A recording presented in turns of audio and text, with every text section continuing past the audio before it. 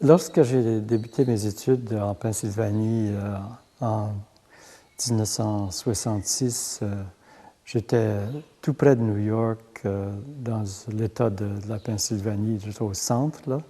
Et c'était pas difficile de se rendre à New York pendant des week-ends. Jusqu'à ce point-là, à l'Université du Manitoba, à l'École des beaux-arts du Manitoba, j'avais travaillé avec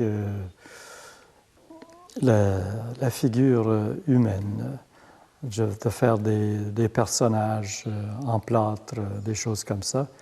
Et j'ai continué, quand je suis arrivé en Pennsylvanie, de travailler de cette façon, avec du plâtre et de faire des personnages. Mais mon professeur, à ce moment-là, me décourageait vraiment. Il n'y avait aucun intérêt dans ce que je faisais et puis plutôt méprisant de mon travail. Il me trouvait comme si je sortais du 19e siècle et puis je ne me suis jamais rendu compte qu'on vivait dans l'ère moderne.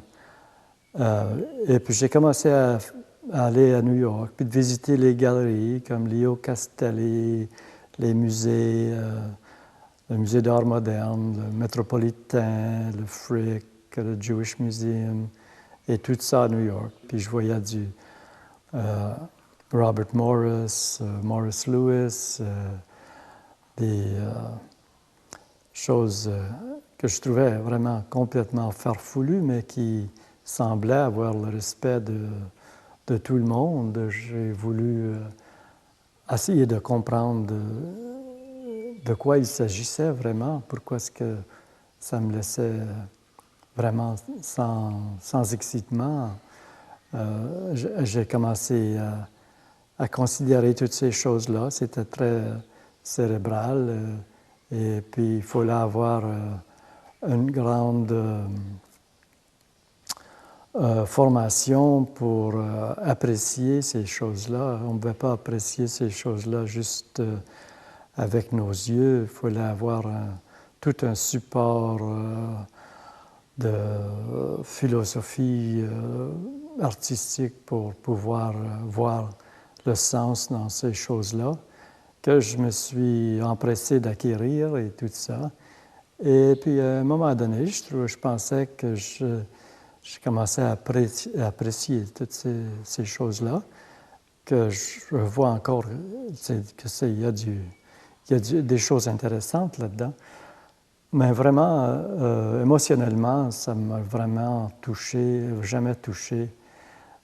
Puis j'ai essayé des expériences, de travailler à l'abstrait comme ça, à la Tony Smith, des choses comme ça.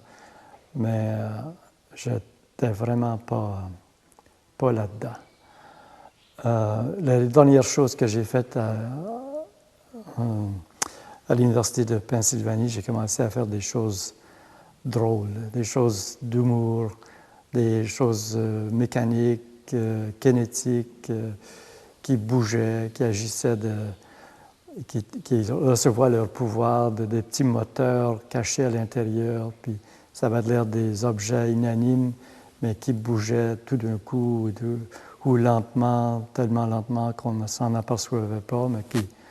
Et puis, il y avait beaucoup d'humour dans ces pièces-là, mais je n'aimais pas vraiment le processus de travailler comme un ingénieur.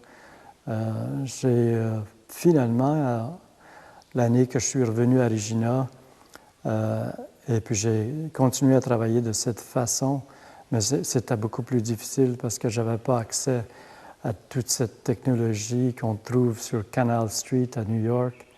J'ai finalement décidé, en rencontrant David Gilhooly, de retourner à mes racines et puis de refaire et de recommencer à travailler avec le personnage humain, avec du plâtre, avec de la terre glaise et tout ça, de simplifier mes choses.